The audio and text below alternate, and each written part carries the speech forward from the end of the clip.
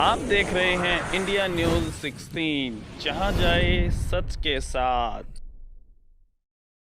नमस्कार दोस्तों, मैं हूं प्रदीप कौशिक और आप देख रहे हैं इंडिया न्यूज 16। मेरे पीछे आप तस्वीर देख सकते हैं और पहचान सकते हैं हम किसके घर पे खड़े हैं और कहां की तस्वीरें हैं। डार्क एडिशन यहां पे और सभी पहचानते हैं इन गाड़ियों को। तो हम आज पूर्व जिला प्रमुख और इंडियन नेशनल लोकदल से महेंद्रगढ़ जिले के अध्यक्ष जो हैं उनके घर पे आए हुए हैं सुरेंद्र कौशिक जी। उनसे बातचीत करेंगे और अभी हाल ही में प्रोग्राम किया गया इंडियन नेशनल लोकदल का, उस पर बातचीत करते हैं कि क्या कुछ वो प्रोग्राम रहा, कैसे लोगों का सपोर्ट उन्हें मिल रहा है।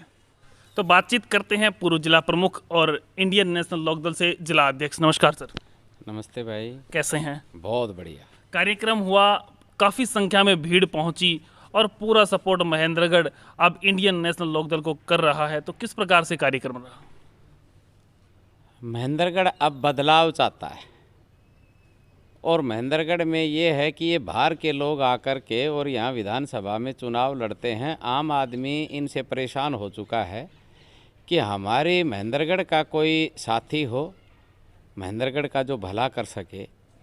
तो इस कारण से और अपना जिला परिषद का चेयरमैन जब मैं था उस समय मैंने लोगों के बहुत काम करे थे, हर गांव में काम करे थे, 36 बिरादरी के हमने काम करे थे, गरीब के काम करे थे, गौशालाओं में हमने बहुत काम किया था। हमारा जो पीछे का काम देख करके आज एक आम जन उठ करके चल पड़ा है कि भाई सुरेंद्र कौशिक का साथ देना है, इसको विधायक बनाना ज़रूरी है कि महेंद्रगढ़ का अगर विकास चाहिए तो सुरेंद्र कौशिक को बनाना होगा, लोकल आदमी को बनाना होगा। हमारे यहाँ पे कई आदमी चुनाव लड़ते हैं, वो चुनाव लड़ करके चले जाते हैं। कोई एक सप्ताह में एक बार आता है, कोई एक महीने में एक बार आता है, कोई कहीं रहता है। महेंद्रगढ़ में प्रॉपर कोई नहीं रहता। महेंद्रगढ़ में प्रॉपर मैं ही रहता हूँ। जो एक गरीब आदमी है मेरे पास आता है, मैं उसकी बात को सुनता हूँ। ये लोगों की समझ में आ गई, हर आदमी कहने लग गया कि हम आपके साथ हैं और अब की बार विधानसभा का जो चुनाव है वो अपनी party Indian National Lokdal party से हम 100% जीत करके जाएंगे। सर, जिस प्रकार से ओलावृष्टि हुई रात को और अगले दिन अपना कार्यक्रम था, लोग वहाँ पे निरीक्षण भी कर रहे थे, नेता भी कह रहे थे भाई हम आएंगे, फिर भी जन सैलाब टूट पड़ा। किस प्रकार से लोगों का धन्यवाद करेंगे? मैं महेंद्रगढ़ की जनता का, मेरे सभी साथियों का, इसमें मेरा योगदान कम, मेरे साथियों का बहुत योगदान है। मैं महेंद्रगढ़ की जनता का, मेरे साथियों का बहुत बहुत अभिनंदन, बहुत बहुत आभार प्रकट करता हूँ कि आज जो महेंद्रगढ़ पिछड़ापन की तरफ जा रहा है तो सभी साथियों के योगदान से हम इसको आगे लेकर के आएंगे। और सभी साथियों को मैं बहुत बहुत मेरी तरफ से, पार्टी की तरफ से बहुत बहुत धन्यवाद करता हूँ। ओलावृष्टि हुई, किस प्रकार से किसानों को संवेदनाएं प्रकट करेंगे आप? मैं किसान का बेटा हूँ और मैं किसानों के साथ हूँ। हमने हमारी रैली वाले दिन सबसे पहले जब मैंने जहाँ से शुरुआत की थी तो हमने किसानों से शुरुआत की थी कि रात को यहाँ ओलावृष्टि हो गई, किसानों का बड़ा भारी नुकसान हुआ है। हमने आदरणीय अभय सिंह चौटाला जी को सबसे पहली बात यही रखी थी कि आप विधानसभा में जाएंगे तो सबसे पहला मुद्दा यही आप उठाएंगे कि 50,000 रुपया प्रति एकड़ के हिसाब से किसान को यहाँ मुआवजा मिलना चाहिए और वो 100% उस बात को भी उठाएंगे। और हमने सरकार से भी मांग की है। हाँ, बहुत लोगों ने भाई जैसे अपने पास आदमी आने वाले थे और भी संख्या में आने वाले थे तो उन्होंने पहले घोषणा करवा दी कि तहसीलदार साहब, एसडीएम साहब आ रहे हैं, आज ही गिरदावरी करेंगे और भाई लोग कम आएँ। तो उस चक्कर में उन्होंने ऐसी मुनादी वगैरह करवा दी तो लोगों ने सोचा कि भाई पैसा आज ही मिलेगा। अब वो खुद गए और जा कर के और किसी भी खेत में खड़े होकर के एक सरसों की टहनी तोड़ करके उससे फ़ोटो खिंचवाने का काम किया है।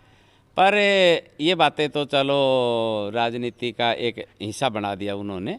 मेरे पास बहुत लोग आए हैं, हम पूरे लोगों के बीच में रहते हैं, हम लोगों की हर उम्मीद पे खरा उतरने का काम करते हैं। इन्होंने जो किया है वो महेंद्रगढ़ का हर नागरिक, महेंद्रगढ़ की जनता, महेंद्रगढ़ पूरा जानता है। आज तो महेंद्रगढ़ रोता है। सर, जब विपक्ष में सुरेंद्र कौशिक जिला प्रमुख बना था तब एक नाम निकल के आया था, डंका बजता था नाम का काम के प्रति। लेकिन आज जब विधायक विपक्ष का है तो विधायक ना तो नज़र आता है ना काम नज़र आता है। तो विधायक तो यहाँ है ही नहीं ना, वो आदमी तो बाहर के हैं, रहते हैं गुड़गांव। उनको महेंद्रगढ़ से क्या लेना देना है? वो महेंद्रगढ़ का भला कभी नहीं चाहते। जब रावदान सिंह 10 साल पूरी योजना सरकार में थे और सरकार के सर्वे सर्वा थे, तो जब देखा जाए तो रावदान सिंह जी ने यहाँ से क्या करवाया था? कुछ नहीं करवाया। विपक्ष में रह करके क्या करवाएगा? सिर्फ एक ही बात 1 महीने में लोगों से मिलता है, 2 महीने में मिलता है, एक ही बात कहता है। अब भाई अपनी तो सरकार नहीं है। हाँ, इस सरकार ने घोषणा की हुई है, बीजेपी सरकार ने, कि हम विपक्ष के विधायक को 5 करोड़ रुपया साल का देंगे। अब 15 करोड़ रुपये या तो रावदान सिंह जी ने वहाँ से लिए नहीं और कहीं लगाए नहीं, लिए तो पता नहीं कहाँ गए। और जैसे मैं जिला परिषद का चेयरमैन था तो मेरे विपक्षी पार्षद भी थे जी। मेरे पास अगर वो आते और वो मेरे को कहते थे अग भाई कौशिक साहब हमारे हल्के में भी ये काम कराओ, मैं बिल्कुल करवाता था। ऐसे विपक्ष का कोई एमएलए और कोई काम करवाना चाहे तो 100% काम होते हैं, पर ये करवाना नहीं चाहते। ये तो सिर्फ और सिर्फ पैसे कमाने के चक्कर में रहते हैं। बाकी इनको महेंद्रगढ़ से कोई लेना देना नहीं है। मैं विपक्ष में जिला परिषद का चेयरमैन था। रावदान सिंह ने पूरा जोर लगाया था कि 1 पैसा नहीं बांटने दूंगा, 1 पैसा देने नहीं दूंगा, इसका पानी पिलाने वाला भी इसको छोड़ूंगा नहीं।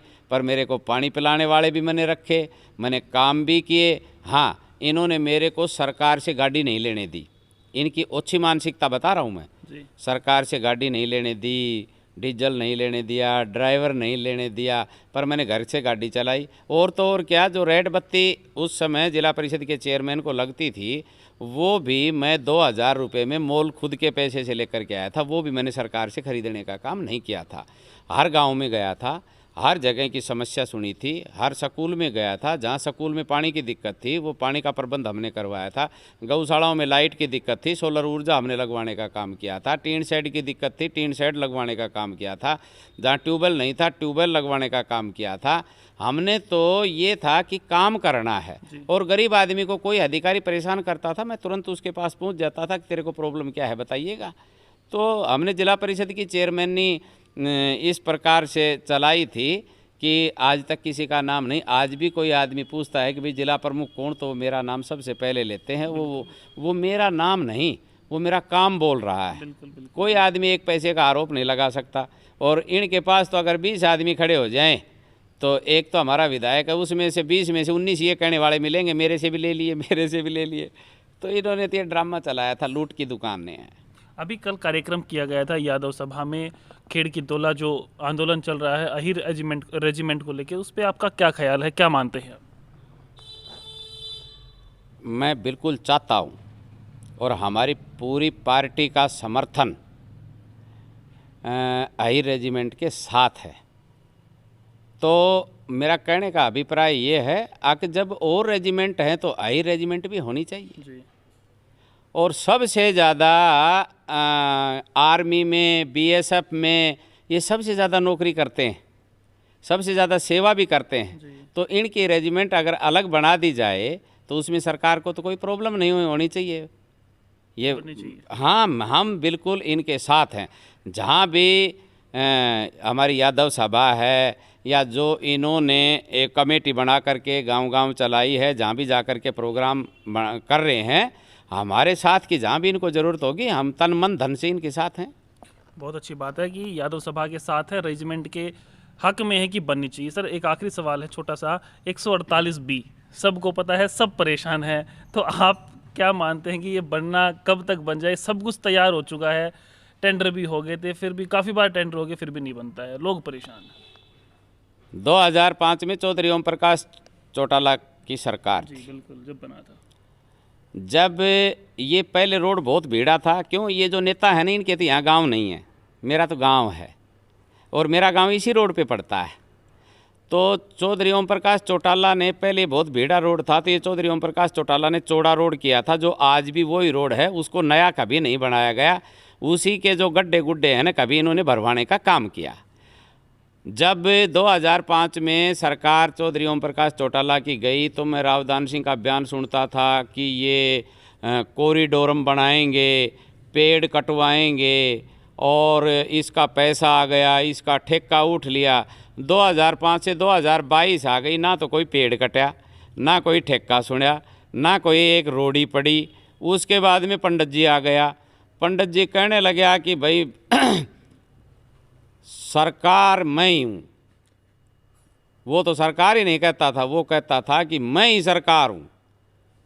ऊपर रामचंद्र जी के बाद में फिर मैं ही हूँ और बाकी कुछ नहीं है, पर मैं ही हूँ रह गई, रोड ही नहीं पड़ी एक भी, और ये रोड का सत्यानाश करवा दिया। ठीक है, आज देखा जाए दादरी जिला जहाँ समाप्त होता है वहाँ तक 4 लाइन आ गया जी। और उसके बाद में जब नारनौल विधानसभा जहाँ से शुरू हुई वहाँ से 4 लाइन चल पड़ा। महेंद्रगढ़ ने ऐसा क्या गुनाह किया है, पर ये दोनों है ना आपस में। रामविलास शर्मा जी ने तो कहा था ना कि भाई राव नरबीर सिंह मेरा भाई है, उनकी बेटी राव दान सिंह के बेटे को परणाई है, तो ये तो दोनों समधी हैं और ये काम नहीं करते हैं, रिश्तेदारी निकाल रहे हैं। एक बार रामविलास शर्मा जी ने कहा कि भाई मैं भी काम कर रहा हूँ, रावदान सिंह जी भी कर रहे हैं। मैंने कहा तुम दोनों काम कर रहे हो भाई, फिर तो दे दाल न पानी, बहुत बढ़िया काम है। महेंद्रगढ़ की क्या हाल है। आज मेरे पास कोई एक बाहर से आदमी आया था, तो वो मेरे को कहने लगे, बोला जी आप कैसे रह रहे हो। मैंने कहा जी हम तो इन 2 आदमियों को याद कर करके यहाँ रह रहे हैं और बाकी तो कहाँ जाएं बताओ। तो ये 148B मैं अब भी रोज़ाना सुन रहा हूँ, आज टेंडर हो रहे हैं, आज टेंडर हो रहे हैं, आज टेंडर हो रहे हैं। अब वो टेंडर मेरे को नहीं पता कि भाई हरियाणा में हो रहे हैं कि वो टेंडर पाकिस्तान में हो रहे हैं यहाँ के, या वो टेंडर कहीं इंद्रलोक में हो रहे हैं। हमारे को समझ नहीं आई, उन टेंडरों के ठेकेदार कहाँ हैं वो समझ में नहीं आ रही हमारे को बात। कल यूनिवर्सिटी में कार्यक्रम था, राज्यपाल पहुंचे थे वहाँ पे, तो जो 4-4 फुट के गड्ढे थे ना उनको 3-3 फुट तो भर दिया गया, 1-1 फुट वो फिर भी रह गए, और आज उनके जो पत्थर थे ना आज निकलने शुरू हो गए। तो वो एक ही दिन के लिए करते हैं ना, ये पत्थर को भी उस रोड में डालते हैं तो उसको कह के डालते हैं कि तेरे को एक दिन इस गड्ढे में रहना, बाकी चले जाना यहाँ से। क्या करे, पत्थर भी इनकी बात को मानते हैं।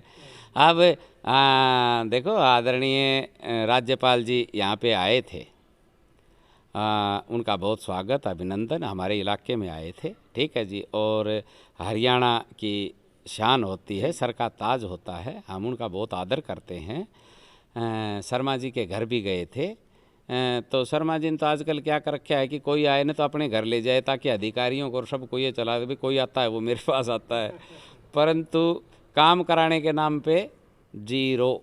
अब पब्लिक समझ चुकी है, पब्लिक जान चुकी है, और ये तो गड्ढे भरवाते हैं, 2 दिन में वो सूखी वो मिट्टी डाल देते हैं, सूखी मिट्टी के बाद में वो 2 दिन बाद में उड़ जाती है।